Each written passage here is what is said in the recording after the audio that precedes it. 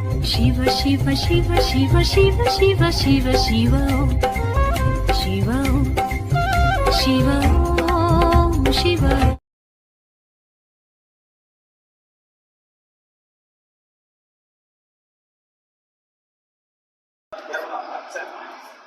ஓம் குருவே துணை. நாமக்கல் நாமக்கல் மாவட்ட ஜோதிட நல்வாழ்வு சங்க தலைவர் ஐயா, செயலாளர் ஐயா, பொருளாளர் ஐயா மற்றும் ஜோதிட பேராசிரியர் திரு விஜயன் ஐயா அவர்களுக்கும் மூத்த ஜோதிட குருமார்களுக்கும் இன்று சிறப்பு கருத்தரங்கத்திற்கு வருகை தந்துள்ள அனைத்து ஜோதிட குருமார்களுக்கும் நண்பர்களுக்கும் தோழிகளுக்கும் சேலத்திலிருந்து கோமதி மகேஷ்குமாரின் அன்பான வணக்கங்கள். ஜாதகம் ஆய்வுல பார்த்த ஜாதகத்தை உங்களுக்கு போர்டில் பதிவிட்டிருக்கிறேன். இதை கொஞ்சம் நம்ம கலந்தாய்வு செய்யலாம். இந்த ஜாதகம் வந்து பாத்தீங்கன்னா போர்டில் போட்டிருக்கேன், தெரியுதான்னு பாருங்க. ஒரு முறை கிரக அமைப்பு சொல்லிடுறேன். 20/1/1988 10:20 AM பிறந்திருக்கிறாங்க. ஆண் ஜாதகம், வயது 37 நடப்பு. சந்திர தேசம் 2 வருஷம் 9 மாசம் 17 நாள். லக்னம் வந்து பாத்தீங்கன்னா மீன லக்னம். லக்னத்திலே ராகு குரு பகவான், 2ல மாந்தி, 7ல சந்திரன், 7ல கேது, 9ல வந்து பாத்தீங்கன்னா செவ்வாய், 10ல வந்து சனி பகவான், 11ல சந்திரன், சூரியன், புதன், லக்னத்துக்கு 12ல சுக்கரன். நவாம்ச லக்னம் சிம்ம லக்னம். சிம்ம லக்னம் விருச்சிகத்துல செவ்வாய் பகவான், மகரத்துல வந்து பாத்தீங்கன்னா கேது பகவானும் சுக்கரனும், கும்பத்துல சூரியன், மீனத்துல வந்து பாத்தீங்கன்னா குரு பகவான், மேஷத்துல சனி பகவான், மிதுனத்துல சந்திரன், கடகத்துல புதன், ராகு, மாந்தி. நடப்பு திசை வந்து பாத்தீங்கன்னா குரு திசையில சுக்கரன் புத்தி இந்த ஜாதகருக்கு நடக்குது. இந்த ஜாதகருடைய தந்தை ஜாதகம் பார்க்க வந்திருந்தாங்க. இந்த ஜாதகருடைய தந்தை ஜாதகம் பார்க்க வந்திருந்தாரு. இந்த ஜாதகத்துக்கு என்ன அப்படி கேட்டிருந்தாரு அப்படின்னா, இந்த லக்னம் மீன லக்னம், லக்னத்துக்கு 7ஆம் அதிபதி. திருமண காலகட்டங்கள் தானே, 37 வயது நடப்பு, திருமண காலகட்டங்கள் தான்.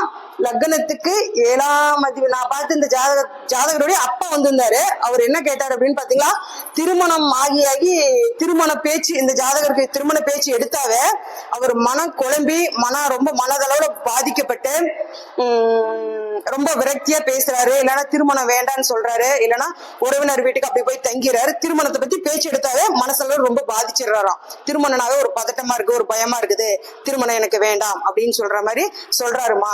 என்னதான் ஜாதகத்தில் சொல்லுதுன்னு பாக்கலான்னு வந்த அப்படிங்கிற மாதிரி அவர் கேட்டாரு.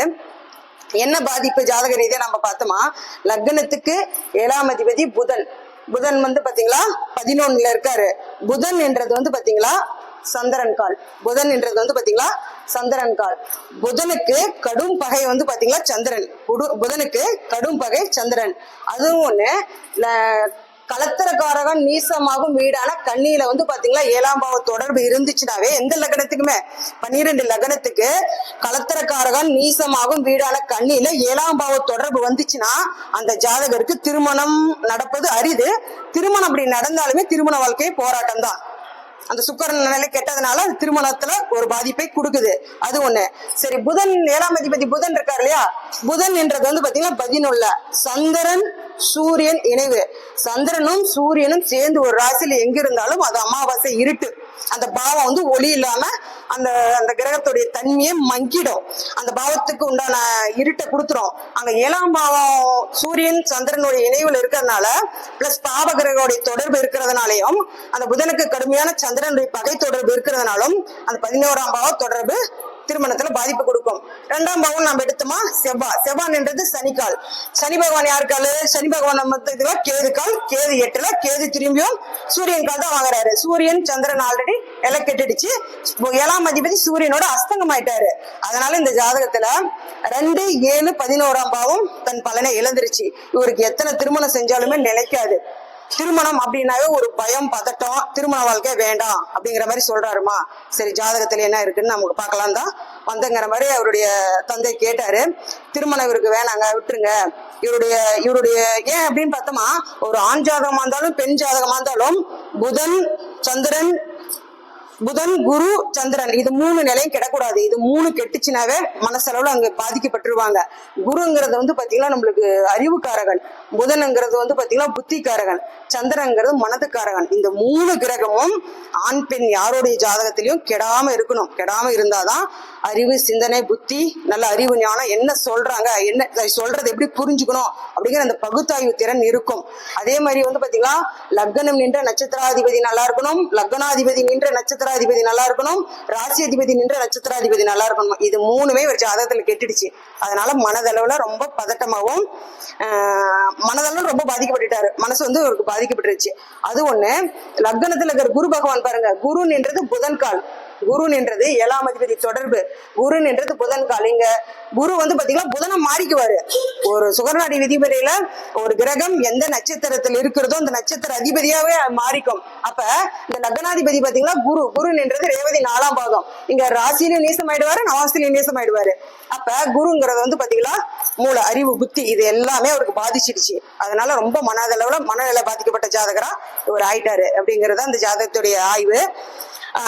அதே மாதிரி வந்து பாத்தீங்கன்னா நம்ம திருமணம் அப்படின்னு நம்ம பார்த்தோமா, லக்னத்துக்கு லக்னாதிபதிக்கு வீடு கொடுத்த கிரகமும் லக்னத்துக்கு கால் கொடுத்த கிரகமும் வந்து பாத்தீங்கன்னா 3, 6, 8, 12 பகை நீசம் அஸ்தங்கம் அடைஞ்சாலும் அந்த ஜாதகர் வந்து பாத்தீங்கன்னா இப்படிதான். அவர் கேட்டாரு, அந்த ஜாதகருடைய அப்பா கேட்டாரு, எங்க பையனுக்கு செய்வன மாதிரி ஏதாவது செஞ்சு வச்சுட்டாங்களா, இந்த இது மாதிரி ஏதாவது செஞ்சு வச்சுட்டாங்களா, இப்படி நல்லாதான் இருந்தான், நல்லாதான் வேலைக்கு போயிட்டு இருந்தான், ஏன் இப்படி இருக்கிறான் அப்படிங்கிற மாதிரி எங்க அப்பா கேட்டாரு.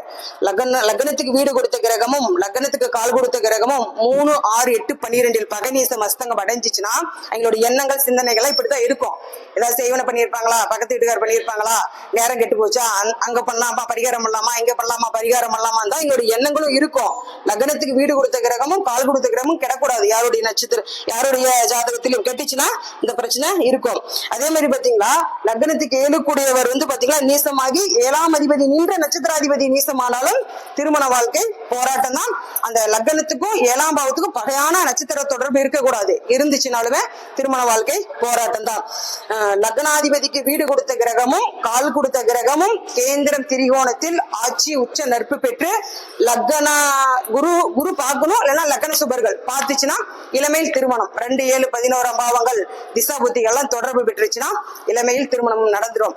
லக்னத்துக்கு வீடு கொடுத்த கிரகமும் லக்னத்துக்கு கால் கொடுத்த கிரகமும் கேந்திரம் திரிகோணத்தில் ஆட்சி உச்ச நட்பு பெற்று லக்ன சுபர்கள் குரு பார்த்தா இளமையில் திருமணம் நடந்துரும்.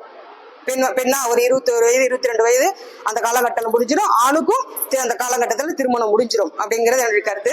இதுவரை பேச வாய்ப்பளித்தேன். இவரு திருமணம் ஆயிடுச்சுங்க சார், திருமணம் ஆகி 2 முறை திருமணம் ஆகி அதான் மனதளவில் பாதிக்கப்பட்டாரு. பெண் யாரும் குடும்பம் நடத்த முடியாது இல்ல, மைண்ட் ரொம்ப டிஸ்டர்ப் ஆயிட்டாரு. அவர் வந்து சரி ஜாதகத்தில் எப்படி இருக்குன்னு எங்க அப்பா கேட்க வந்தாரு.